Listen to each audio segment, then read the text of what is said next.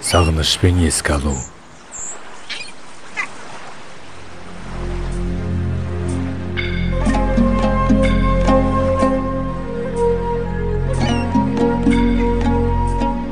Енді ғой ұлы қинаят.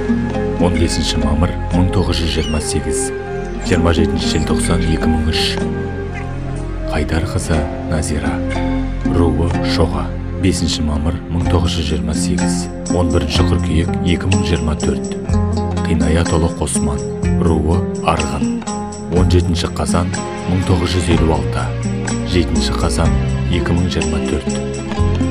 Адам мәңгі жүрмейді бұл жалғанда, көнеміз ғой тағдырдың салғанына. Көзімізге ып-ыстық жас келеді, әке, ана, аға, өздеріңді сағынып еске алғанда. Күн нұрындай әулетке сая болған, бәрінен де мейірімін аямаған.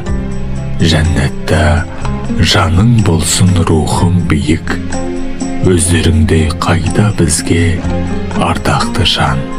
Жалғап өскен ағайынның арасын, қайран әке, ана, аға, бір төбе дарасыңдар.